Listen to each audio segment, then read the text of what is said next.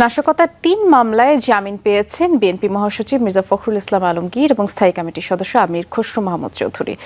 ২৮ October রাজধানীতে আইন শৃঙ্খলা বাহিনীর উপর হামলার ঘটনায় পল্টন থানায় মামলায় বিএনপি মহাসচিব মির্জা ফখরুল ইসলাম আলমগীর ও স্থায়ী কমিটির সদস্য আমির খসরু মাহমুদ চৌধুরীকে অন্তর্বর্তীকালীন জামিন দিয়েছে ঢাকার একটি আদালত। এই দুই নেতারই শারীরিক অসুস্থতা বিবেচনায় জামিন চেয়ে তাদের আইনজীবী আবেদন করলে ঢাকা মেট্রোপলিটন ম্যাজিস্ট্রেট তাহমিনা হক তাদের জামিন মঞ্জুর করেন।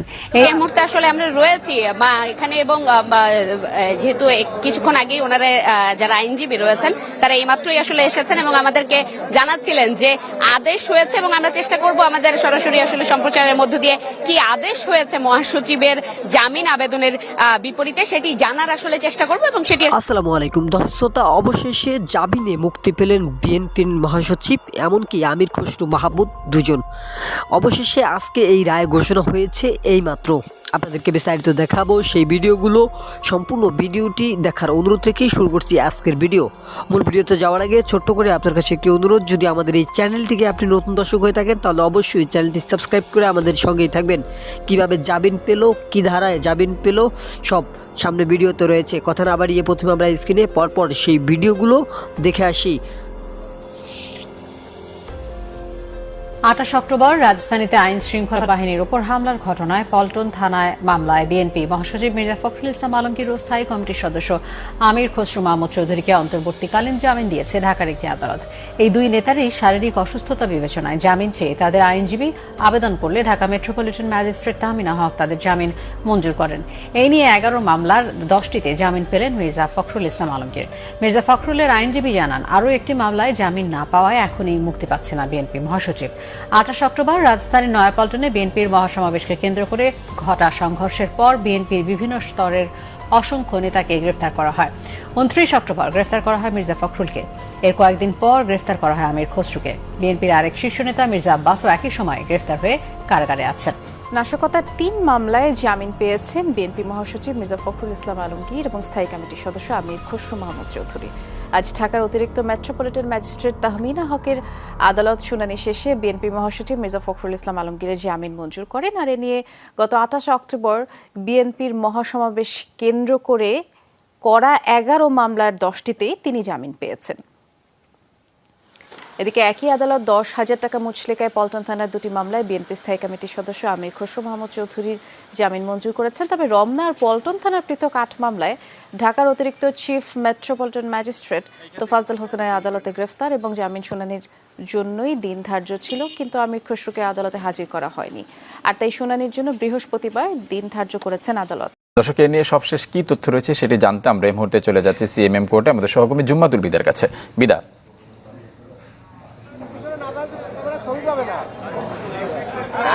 ফারুক, এই মুহূর্তে আসলে আমরা রয়েছি এখানে এবং যেহেতু কিছুক্ষণ আগে ওনারা যারা আইনজীবী রয়েছেন তারা এইমাত্রই আসলে এসেছেন এবং আমাদেরকে জানাচ্ছিলেন যে আদেশ হয়েছে এবং আমরা চেষ্টা করব আমাদের সরাসরি আসলে সম্প্রচারের মধ্য দিয়ে কি আদেশ হয়েছে মহাসচিবের জামিন আবেদনের বিপরীতে সেটি জানার আসলে চেষ্টা করব এবং সেটি আসলে সরাসরি যাওয়ার চেষ্টা করছি।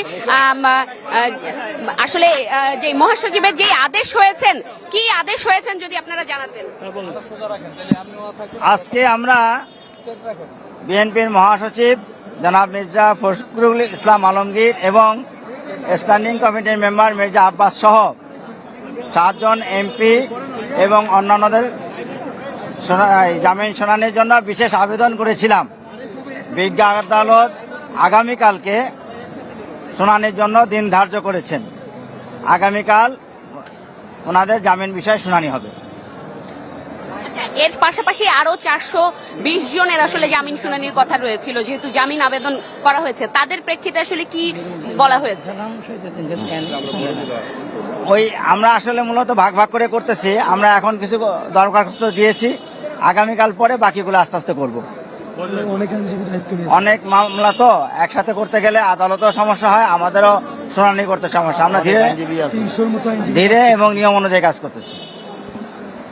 যেটি শুনছিলেন ফারুক, যে জামিন আবেদন যেই শুনানি সেটির কথা বলছিলেন আইনজীবী, এবং তিনি যেটি জানিয়েছেন যে দলের মহাসচিব মির্জা ফখরুল ইসলাম আলমগীরের যেই জামিন আবেদন শুনানি সেটি হচ্ছে আগামীকালের দিন ধার্য করা হয়েছে। এর পাশাপাশি আরো যেই 420 জন অর্থাৎ পটল থানার এই নাশকতার মামলায় আরো যে আসামি রয়েছেন এজাহারভুক্ত, তাদের যেই আবেদনের শুনানি সেটি কিন্তু পর্যায়ক্রমে এখান থেকে জানানো হবে, সেটি কিন্তু যতটি তারা জানিয়েছেন। ফারুক, এই ছিল আমার কাছে এখান থেকে সর্বশেষ।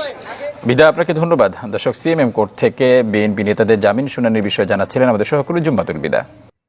প্রথম কথা হচ্ছে যে আমরা যে নির্বাচন দেখলাম সেটি একপাক্ষিক হয়েছে, পাতানো প্রতিযোগিতাপূর্ণ হয়েছে। তবে অন্য দিক থেকে এটি অবাধ হয়নি, অন্তর্ভুক্তমূলক হয়নি। এই নির্বাচনের প্রাপ্তি অপ্রাপ্তি সহ সার্বিক যে অভিজ্ঞতা আমাদের, সেটি বাংলাদেশের গণতন্ত্র এবং গণতান্ত্রিক নির্বাচনের ভবিষ্যৎ বিবেচনায় অসন্নিসক্ত বলে আমরা মনে করি। বিশেষ করে এটি আমাদের গৌরবময় মুক্তিযুদ্ধ এবং স্বাধীনতার যে চেতনা, তার স্বপ্ন, তার সাথে সাংঘর্ষিক। নির্বাচনকালীন সরকার ইস্যুতে দুইটি বড় দল এবং তাদের বিপরীতমুখী অনর অবস্থানের কারণে অংশগ্রহণমূলক এবং অবাধ নির্বাচন হয়নি।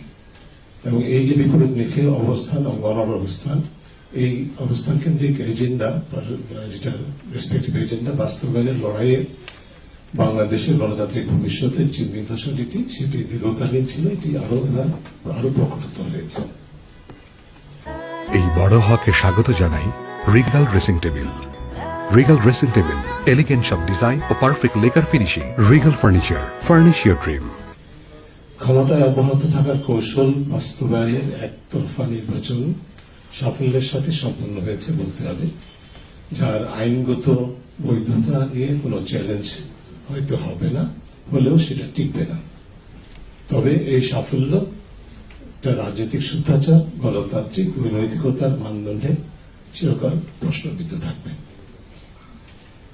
গণতান্ত্রিক নির্বাচনের যে মৌলিক ধারণা এবং জাতীয় এবং আন্তর্জাতিক যে উত্তম চর্চার দৃষ্টান্ত আমরা দেখি, তার যে অন্যতম উপাদানগুলো, বিশেষ করে অবাধ, অংশগ্রহণমূলক, নিরপেক্ষ ও সর্বোপরি সকল অংশগ্রহণকারীর জন্য, সম্ভাব্য অংশগ্রহণকারীর জন্য সমান প্রতিযোগিতা ক্ষেত্র নিশ্চিতের যে পূর্ব শর্ত, সেটি দ্বাদশ সংসদ নির্বাচনে প্রতিপালিত হয়নি। নির্বাচন কমিশন সাংবিধানিক বাধ্যবাধকতা ও আইনগত সীমারেখার নামে কখনো অপারগ হয়ে, কখনো কৌশলে একতরফা নির্বাচনের এজেন্ডা বাস্তবায়নের অন্যতম অনুঘটকের ভূমিকা পালন করেছে। অন্যান্য রাষ্ট্রীয় প্রতিষ্ঠান, বিশেষ করে আইন পরীক্ষা সংস্থা ও প্রশাসনও অনুরূপভাবে একই এজেন্ডা সহায়ক ভূমিকা ব্যবহৃত হয়েছে অথবা লিপ্ত হয়ে থেকেছে। নির্বাচনের নামে ক্ষমতা দ্বন্দ্বের যে দীর্ঘকাল যাবৎ চলমান সংস্কৃতি, তার সাথে রাজনৈতিক আদর্শের যে কোনো সংশ্লিষ্টতা নেই, তা আরো একবার প্রমাণিত হয়েছে। অর্থবহ রাজনৈতিক প্রতিপক্ষহীন দ্বাদশ জাতীয় সংসদ নির্বাচনে সরকার দলের প্রার্থীর সাথে একই দলের স্বতন্ত্র ও অন্য দলের সরকার সমর্থিত দর্শক, আপনারা দেখলেন সম্পূর্ণ ভিডিওটি, যেখানে বর্তমান রাজনীতি বা বর্তমান রাজনীতির প্রেক্ষাপটকে কেন্দ্র করে একের পর এক আলোচনা সমালোচনা সরকার বিরোধী বা সরকার বিপক্ষে গিয়ে। সম্পূর্ণ ভিডিওটি দেখার পরে যারা বক্তব্য দিয়েছেন, আপনারা সম্পূর্ণ ভিডিওটি দেখার পরে তাদের মতামতটুকুর সাথে আপনাদের কতটুকু মিল রয়েছে, অবশ্যই আপনাদের মতামতটুকু আমাদের কমেন্ট বক্সে জানিয়ে যাবেন। আজকের মতো এখানে বিদায় নিচ্ছি, দেখা হবে পরবর্তী কোনো আপডেট নিউজ নিয়ে। ততক্ষণ অবশ্যই সুস্থ থাকেন, ভালো থাকেন, আল্লাহ হাফেজ।